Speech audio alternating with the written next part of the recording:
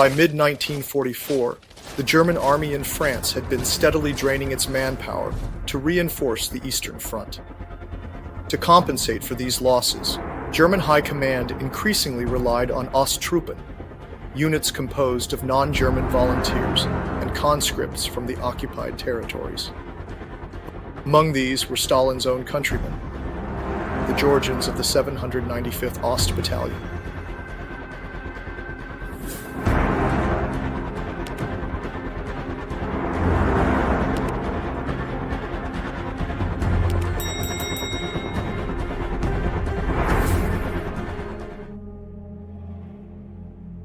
Germany and its allies ended 1941 with over 3 million Soviet POWs, and by early 1942, over two-thirds of them had died from starvation, exposure, and disease.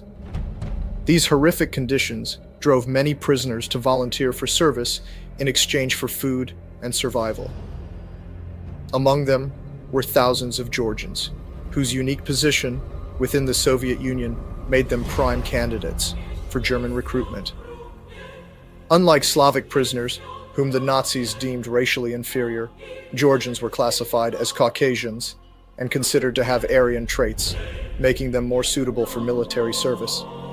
The Germans capitalized on this distinction, offering Georgian POWs a chance to fight under the promise, however hollow, of an independent Georgia.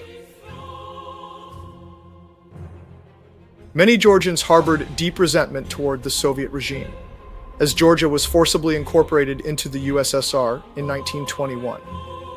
The brutal repression of Georgian nationalists and forced collectivization under Stalin, himself a Georgian, fueled anti-Soviet sentiments among many.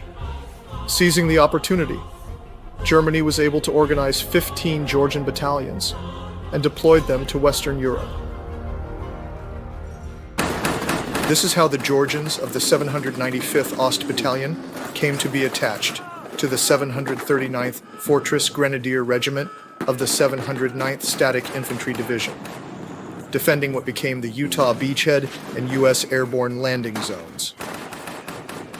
This impression represents a squad leader of the battalion on D-Day, positioned along the defensive line near Turkville. In the chaos of that day, shattered formations have been thrown back into the area, reeling from the initial shock and attempting to regroup. Amid the confusion, he has just received new orders.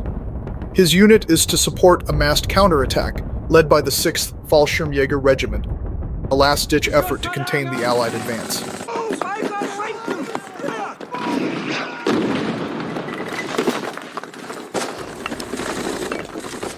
For the head sculpt, I'm using the Mellish head sculpt from DID. The expression, a mix of exhaustion and disbelief, perfectly captures someone who has been fighting American paratroopers all morning and is now being briefed on a Hail Mary counterattack he is expected to support. He wears an M40 Feldmütze from the period after branch piping was eliminated, but before buttons were added. His Wehrmacht uniform bears the distinct Ost-Battalion collar tabs and shoulder boards, marking him as a non-German auxiliary. On his right shoulder, he wears the patch of the Georgian Legion, an umbrella organization that, on paper, encompassed all Georgian battalions within the German army. For his primary weapon, I've armed him with an MP41R, a Soviet PPSH-41 converted to fire German 9mm ammunition. The German army captured massive stockpiles of Soviet weaponry on the Eastern Front and often reissued them to auxiliary units. That's how this PPSH-41 ended up in the hands of the Georgian Battalion, a unit formed from former Soviet POWs who likely preferred it over the German MP40. When the unit was transferred to France, the weapon was modified to use 9mm rounds, ensuring compatibility with the Wehrmacht supply chain in Western Europe. On his left side, he holsters a Leuchtpistole 34 flare gun, easily identified by the cleaning rod attached to the holster, a standard feature, as flare ammunition often left behind residue that could jam the breech. As a second-line unit, Ostbattalions chronically lacked radio equipment, forcing these Georgian troops to rely on methods from the Red Army, communicating via colored flares. Tucked behind his belt, he also carries an M43 steel hand granate, a later war variant of the stick grenade, that featured a redesigned fuse system attached directly to the explosive, making it more reliable and easier to mass produce. The blue cap indicates a standard 4.5-second delay, while a red-capped variant also existed for close quarters combat, featuring a much shorter 1-second fuse.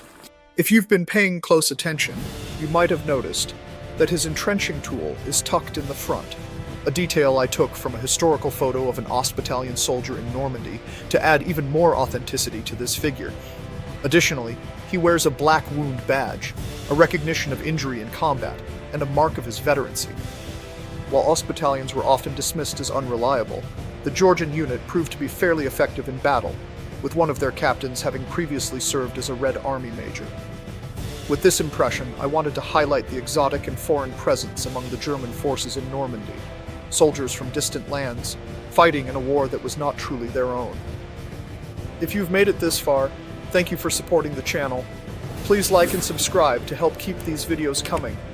If there's something in particular you'd like to see depicted, let me know in the comments. I'd love to hear your thoughts. Until next time, this is the War Room, signing off.